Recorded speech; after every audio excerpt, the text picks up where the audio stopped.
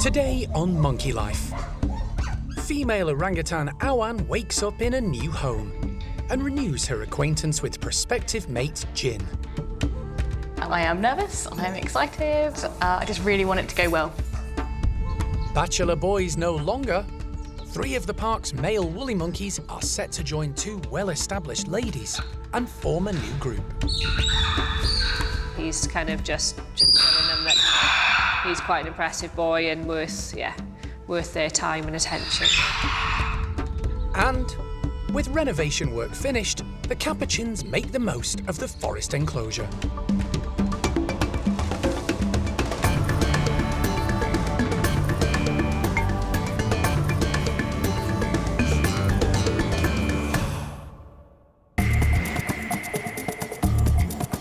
Monkey World in Dorset, buried deep in the English countryside, is the largest sanctuary of its kind on the planet.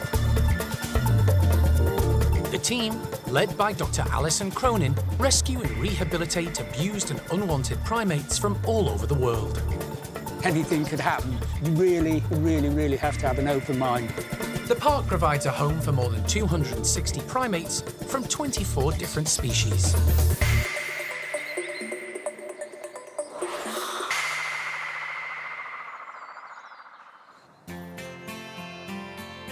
It's an early start at Wingham Wildlife Park for Monkey World staff members Donna and Rachel. They're eager to see how female orangutan Awan has come through her first night in her new home. What do you want? You want this? Yeah. Not so much, okay. Alan seems pretty good this morning. She's still really inquisitive with Jin. I think reality is sort of set in for her a little bit now. Yesterday, she probably still had the drugs on board a little bit and she was, very chilled out. Yeah, definitely this morning, she seems more alert and aware of what's going on. But having said that, she doesn't look particularly stressed. So yeah, fingers crossed they go together okay. From experience, I'm going to suggest the greens are going to be left till last. Awan spent the night in a bedroom next door to Jin, a familiar, unrelated male she spent the first few years of her life with, brought up as siblings at Monkey World. So far, the pair seem to have picked up where they left off. And now breakfast is over, everyone's in agreement. It's time to let them meet face to face. Fingers crossed, especially after yesterday, and they've since we've been overnight, they'll be good. I am nervous, I am excited, I just really want it to go well. Good for you. The slide is opened and Jin wastes no time heading through to the bedroom where Awan is waiting. Good girl. I know. It's quite big, isn't he? Jin's eager to make contact, but Awan's playing a bit hard to get and gives Jin the runaround.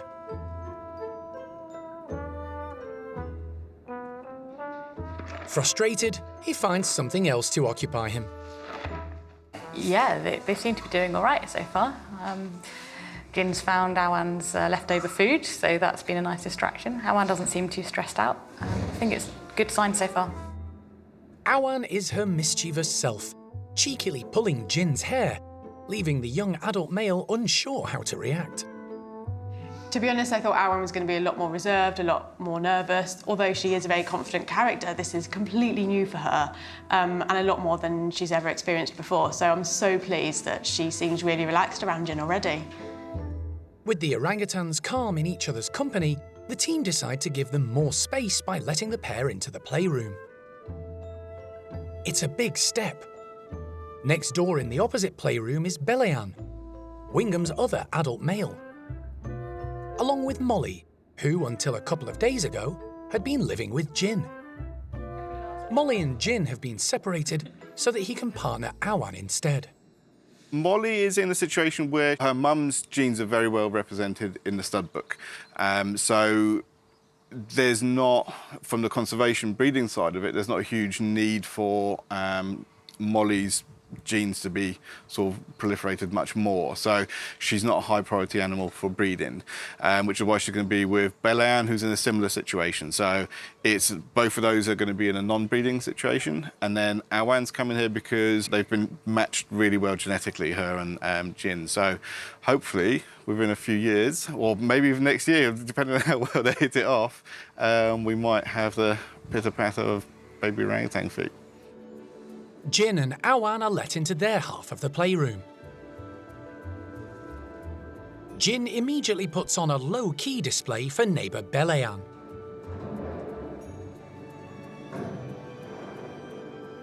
Who seems rather perplexed. Jin's posturing isn't aggressive and doesn't last long. Awan is a little hesitant at first, perhaps because of the unfamiliar orangutans next door. But she soon gains confidence and goes across to see Molly. Marcus is delighted with the morning's introductions. I think it genuinely couldn't have gone any better than it's gone. Right from the start, when we put Aan and Molly together all the way to now, there's been absolutely no aggression, no injuries, nothing. It's been really smooth sailing. It couldn't go any better. And the team from Monkey World can leave happy in the knowledge that Jin and Awan have reunited with every possibility of a bright future ahead. Really pleased for Awan. It was a big unknown. Nobody knew how it was going to go, but really this is best case, is the best we could have hoped for. So really, really happy.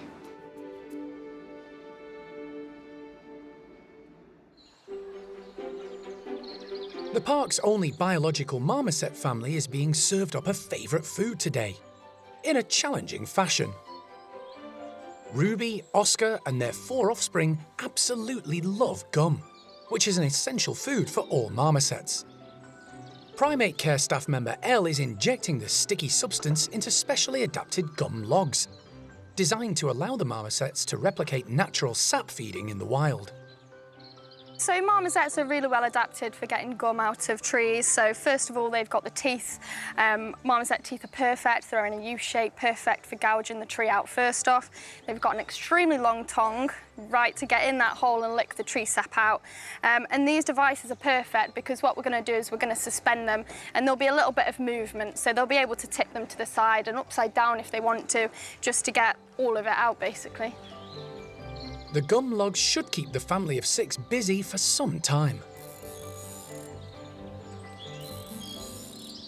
We input the gum feed into their main staple diet, so we try and give it every other day, normally in the evening because it's extremely high value. We want to make sure they're eating all the other nutritious stuff in the morning and at lunchtime, and then in the PM when we need to get them indoors and they've got time before they go to bed to have a little bit of a snack, we give them the gum. With the gum logs secured, Elle opens up. Come on, guys! Are you ready? Mum Ruby is first out. She's by far the largest in the family and definitely in charge. She's followed by Pippin, one of 4 youngsters making up Oscar and Ruby's 2 sets of twins. The others are Mary, Frodo and Bilbo. Dad Oscar is the smallest of the 6 and missing part of his tail as a result of bone disease in his former life as a pet. He may be half the size of partner Ruby, but the pair get on really well and have raised a happy and contented family. We have been very fortunate that we accidentally had 2 sets of twins, which created Ruby's family troupe. It is a really good example for everybody who comes to visit this park of how they would naturally live in the wild and why they don't do well in captivity in people's homes and why they should be living in a family troupe and not just on their own. The gum logs are keeping the family busy. Marmosets are naturally highly active animals.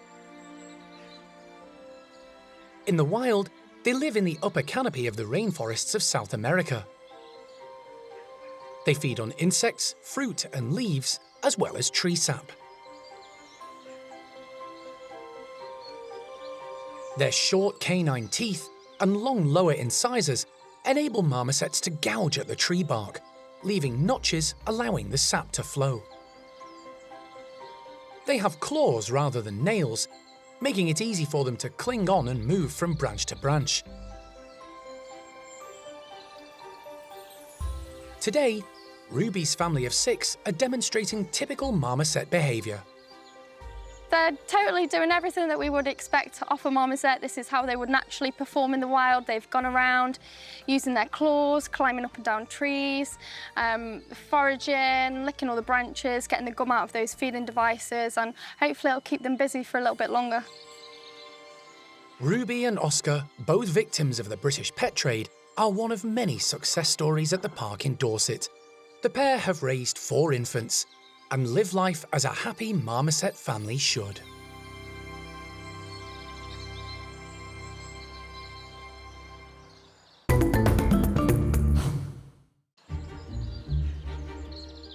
The park has 4 groups of woolly monkeys, and it's the only location outside their native home of South America keeping healthy reproductive woolies.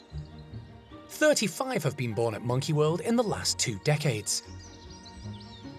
But as youngsters grow up and their characters change, group dynamics can alter too. To manage this, every so often, the primate care staff have to move individuals from one troop to another. In the next few weeks, 3 of the park's 4 groups will undergo a switch around, and today, the team are starting with 2 of the older ladies, Paquita and her close friend Quapper. It's that time again for woolly restructures. So we've decided to switch a few individuals around of 3 of our woolly groups. We're actually dissolving the bachelor group because we've got a few issues between groups. They've got a lot of females in basically, and we think maybe it's time to spread the girls out a little bit. So this morning is the first stage of our restructure, which is moving our senior girls, Quapper and Paquita, across to meet 3 of our bachelor woolies. Paquita and Quapper, currently both in Chippy's group, are moving to join 3 of the bachelor boys, Paolo, Claude and Enzo. They'll form a new troop, which will be known as the Cafe Group, because they'll be located near the park's restaurant. Phase 2, in a few days' time, will involve the barn woolies swapping houses with the top woolies, as well as moves for a couple of individuals too. So it gives them a fresh start, a new environment, which is really enriching for them, really exciting, and then a couple of new individuals to meet along the way as well. So, yeah, we're hopeful that this will be positive for everybody. There's always going to be some teething problems, and maybe not everyone will get along quite as well as we hope, but yeah, we're just going to take it step at a time and hope that it works out. First, they need to crate up the 2 females. Coming out, guys. Ava! A scatter feed keeps the rest of the troop distracted, while Paquita and Quapper are persuaded into the crates. Like many of the park's primates, the woolly monkeys have been trained for just this scenario. Girl, well done, Paquita. They're really, really close, these 2, which is why we've decided to move them as a pair. And I think just moving them both together at the same time, you know, that really, really will help reduce their stress, and hopefully it'll be as minimal stress as possible. Safely crated, the 2 females are quickly transported the short distance to their new home, now known as the Cafe Group. One of their soon-to-be housemates, Paolo, is an interested onlooker as the pair are taken into the bedrooms. Quapper is released first, and straight away starts checking out her new surroundings. She's quickly followed by Paquita. The pair share a strong bond and will support each other when, in due course, they meet the 3 boys, who are currently outside enjoying breakfast. Here you go. Good girl. Oh, well done. They've moved into the house well, they're sticking close together, little snuffles to reassure each other that it's okay. So we're just going to give them a bit of time to settle in the house now, make sure that they're eating before we consider introducing them to any boys. After a morning getting used to their new home, it's time for Paquita and Quapper to meet the first of the males, Enzo, in one of the bedrooms. He's popular with females and has lived with a number of them over the years. The primate care staff are hoping this will be a perfect introduction.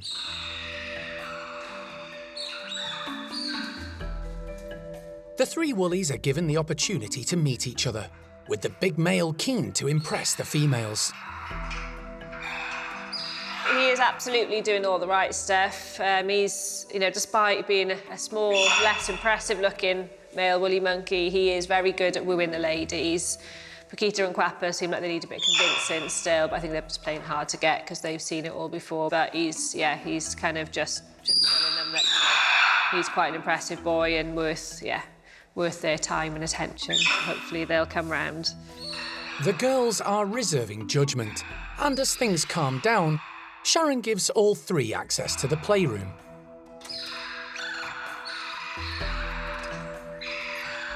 Allowing them a bit of space. In the next few days, Paolo and Claude will be introduced, completing the new troupe. Then the team will turn their thoughts to phase 2 of the Woolly Monkey house swap. But for now, everything is going according to plan.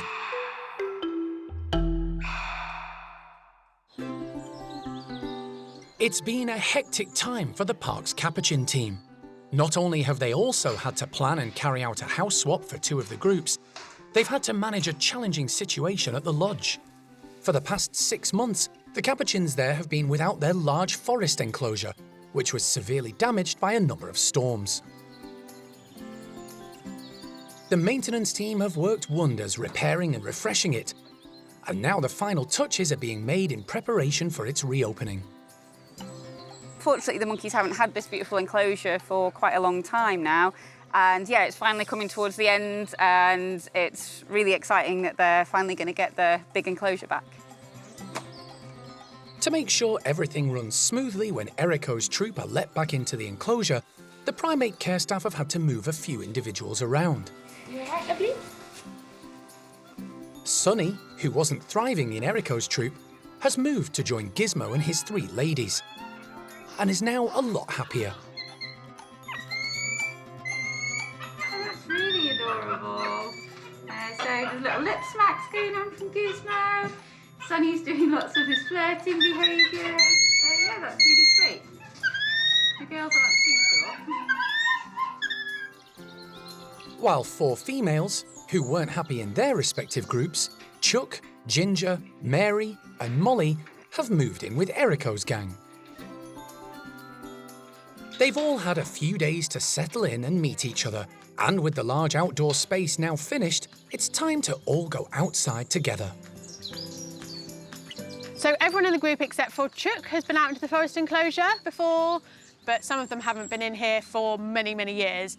Some of them we know previously love the height and the trees and foraging around in the rotten logs. Some of them couldn't really care less at all. But the group has changed in terms of dynamics and the individuals in it. So that'd be really interesting to see how it changes the group and how they all interact, who favours which areas. So it'd be really great to finally see them out in a bigger space. Donna does some last-minute checks and puts out a breakfast of green peppers. Yep, we're pretty much ready to go, so just open the last few slides and then we'll let them out. With everything set, the slides are opened.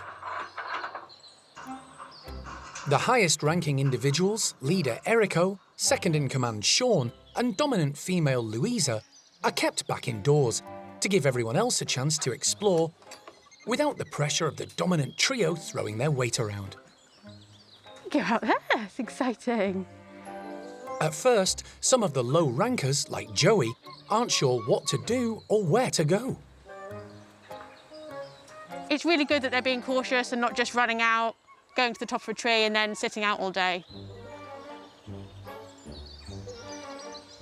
But once one ventures out, the others soon follow and begin exploring the refurbished enclosure. Abby checks out the new cargo nets.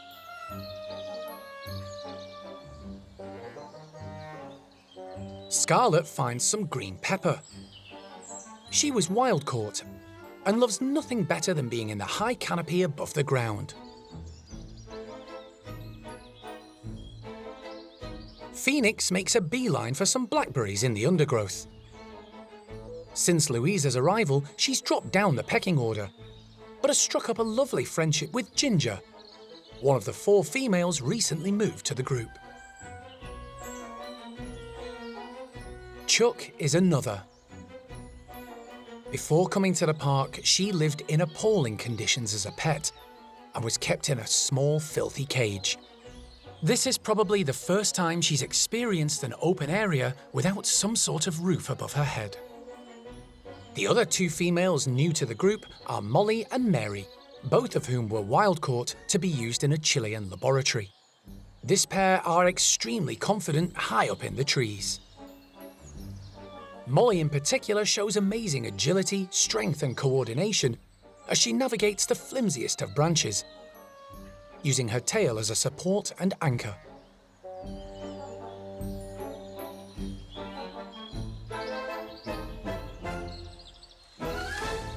The capuchins all appear to be enjoying the forested environment, and their time away from it has brought some benefits. Yeah, one positive of them not having the enclosure is that it's meant that it's given all the plants and everything a chance just to sort of recover from when they were in there before. It's a season we're getting a lot of fruits. There's loads of blackberries and things growing in there, which they absolutely love. A lot of the logs that were in there have rotted down really nicely, so they've now got loads of bugs in. So you'll see them pulling off the bark and pulling the logs apart to get any insects that are in there. So yeah, in that sense, actually, it's quite a good thing. Once everyone is settled, the dominant troop members are allowed to join them. The 3 boisterous ones, I think they're ready and eager to go. Alpha male Erico gets quite a welcome as he makes his way through the tunnels. And, along with Sean, is immediately on the hunt for food. The primate care staff are delighted to see everyone coming and going, happily exploring and heading back indoors whenever they want. It's been a long time coming, but finally the group are back where they belong. Everyone seems to be loving the forest enclosure, which is amazing. Everyone's just really happy, really chilled. They're all exploring all the different areas in there. So yeah, really happy and so nice to see them back out there again.